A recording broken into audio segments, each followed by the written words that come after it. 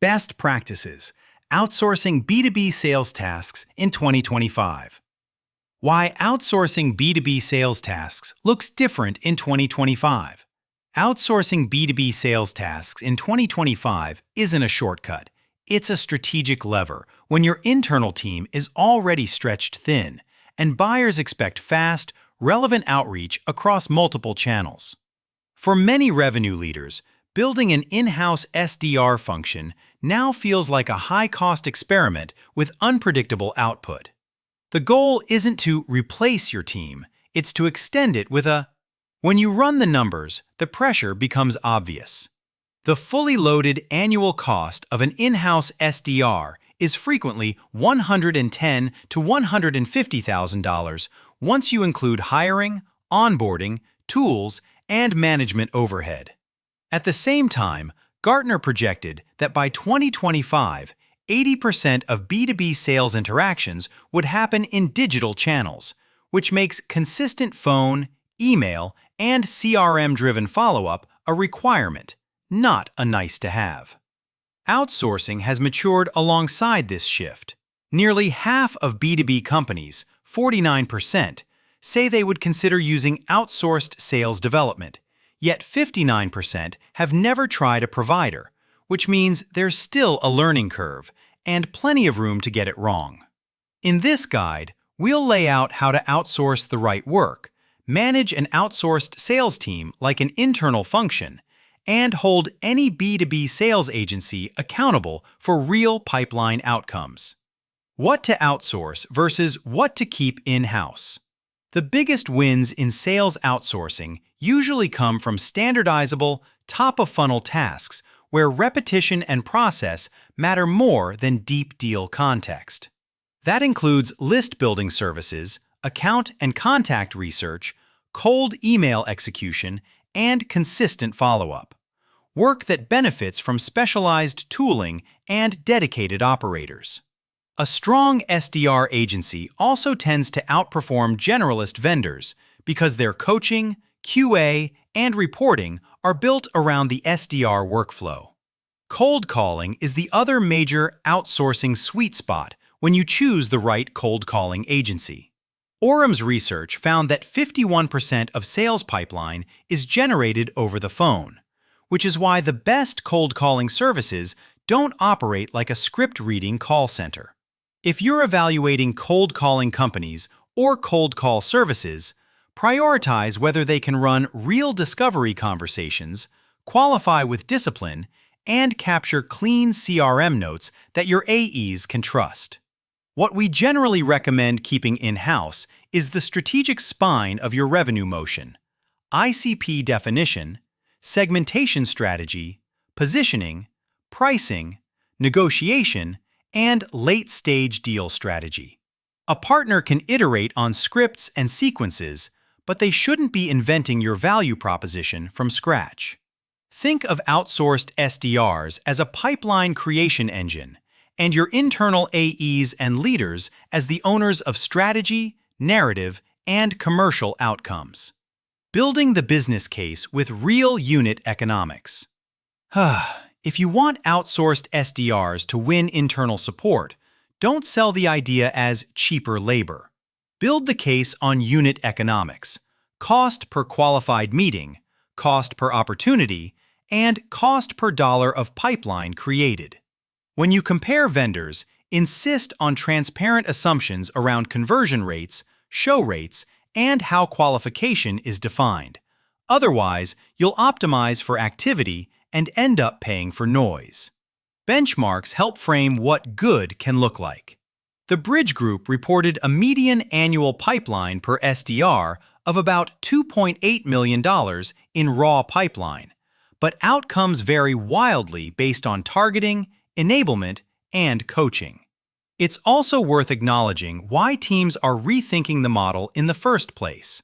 One benchmark found 83% of SDR teams missed quota, which often points to process gaps rather than effort problems. A practical approach is to model two scenarios: internal build versus partner execution, using the same funnel definitions and the same CRM stages. You don't need perfection. You need comparability and a plan to learn quickly in the first 60 to 90 days. How to choose and onboard the right SDR agency. Most outsourcing failures are selection failures. If you choose a vendor based on the lowest cost per seat, you'll usually get the lowest investment in training, QA, and coaching, and your brand takes the hit when prospects experience weak outreach. Instead, evaluate an outbound sales agency on proof, call samples, SDR tenure, reporting examples, and case studies that show meeting-to-opportunity conversion, not just appointments booked. Onboarding is where quality starts. Treat the partner like new hires. Share your ICP documents, disqualifiers, objections, talk tracks, and examples of great discovery calls. Then, give them access to the systems they need to work cleanly. When a provider operates in a separate tool set and sends you spreadsheets, you lose visibility, your data gets messy, and you can't coach effectively. So require CRM-level integration and clear data standards before launch. A strong cold email agency or cold calling team should also help you operationalize a 90-day pilot because most programs need 60 to 90 days to hit stride. The first month should focus on messaging tests, targeting refinement, and early leading indicators like connect rates and positive replies, not volume. At SalesHive, we've learned that weekly joint stand-ups, provider plus your AEs or RevOps, are the fastest way to turn outsourced into aligned, especially when you're hiring SDRs externally to support multiple segments. If you manage outsourced SDRs like a black box, you'll get black box results. Treat them like an extension of your team, and you'll get pipeline you can actually forecast. Managing for outcomes, SLAs, handoffs, and meeting quality. Once you're live, the management model matters more than the vendor logo. Set outcome-based SLAs that define a qualified meeting in plain terms: persona, firmographics, pain, timing, and disqualifiers. Then tie reporting to conversion from meeting to opportunity to pipeline. When you only measure activity, dials, emails, you reward spam and force AEs to triage low-quality meetings. The handoff is where outsourced B2B sales either becomes a compounding machine or a constant firefight. Require SDRs to log structured notes, capture the why now, and pass context that makes the first AE conversation tighter, not longer. If you're running pay-per-appointment lead generation or pay-per-meeting lead generation, this step is non-negotiable. A meeting without qualification criteria is just calendar clutter. We also recommend a shared feedback loop with your AEs, a simple meeting quality score, written notes on what was missing, and a quick weekly review with examples. This is how you protect brand voice while still moving fast, and it's how an outsourced sales team learns your product nuance in weeks instead of quarters. In practice, the best SDR agencies operate like sales development agencies with coaching baked into the cadence, not like telemarketing vendors chasing volume. Avoiding the classic outsourcing pitfalls and fixing them fast. The most common mistake is treating the provider as a plug-and-play vendor. When outsourced SDRs don't understand your ICP and sales process, they default to generic messaging, book low-intent calls, and burn trust with your AEs. Fix it by running onboarding like you would for internal reps and by making weekly QA and coaching a permanent operating rhythm, not a one-time setup. The second mistake is optimizing for cheap instead of ROI.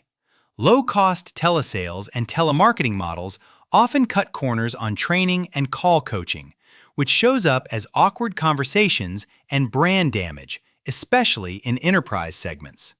If you're deciding between onshore and offshore SDRs, make it a strategy choice. Onshore for complex, nuance-heavy deals, and offshore or nearshore for research and broader coverage where appropriate. The third mistake is underestimating security and compliance. Prospecting data, call recordings, and CRM access are sensitive assets, and mishandling them can create real regulatory risk, GDPR, CCPA, and beyond. Bake data handling expectations into your MSA and DPA, limit access to only what the team needs, and verify how the provider stores, retains, and deletes data when the engagement ends. Optimization in 2025, Omnichannel, AI, and continuous QA. Because buyers are increasingly digital first, optimization is about orchestration, the right channel, the right message, and the right timing. That's why modern B2B cold calling services work best when they're paired with disciplined email follow-up, LinkedIn touches where appropriate, and a clean CRM workflow. In a world where 80% of interactions are happening digitally, your outreach has to feel cohesive across phone, email, and post-meeting follow-up. AI tools are now table stakes for serious providers, but they only help when they're attached to a real process. The best use cases are list enrichment, prioritization, personalization at scale, and rapid A/B testing, while keeping humans responsible for discovery, qualification, and objection handling. For example, at SalesHive, we use our AI-driven personalization engine, eMod, to turn strong templates into prospect-specific emails, while our SDRs keep the conversation consultative once a buyer engages. Quality assurance is the compounding advantage most teams underestimate. Sample calls and emails every week, score them against a rubric, and feed that back into scripts, sequences, and targeting. Over time, this is how you move from "we hired a sales agency" to "we built a repeatable outbound system." And it's also how you protect your brand when you're scaling volume with an outbound-focused cold calling agency.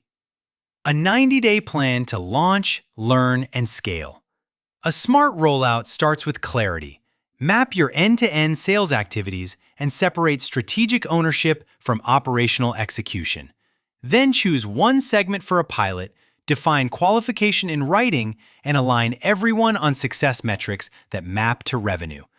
This matters even more in a growing market. Sales and marketing BPO has been estimated at $33.3 billion in 2024 and forecast to reach $51.4 billion by 2030, which means you'll have plenty of vendor options and plenty of variation in quality. During the first 30 days, prioritize onboarding, integration, and message market fit over volume. By days 31 through 60, you should be tightening targeting, improving connect and reply rates, and seeing consistent qualified meetings. If you're not, treat it as a diagnostic problem. ICP clarity, list quality, offer, channel mix. Not a work harder problem. By days 61 through 90, you should be able to judge unit economics and decide whether to scale seats, expand segments, or adjust the engagement model. If you want a provider to feel like a real extension of your team, require shared dashboards, weekly stand-ups, and a monthly strategic review that includes AEs and RevOps. This operating cadence is what turns outsourced B2B sales into predictable pipeline creation instead of a recurring experiment. Done right, outsourcing lets you scale coverage without inheriting all the turnover, tooling sprawl, and management drag that often comes with building SDR headcount internally.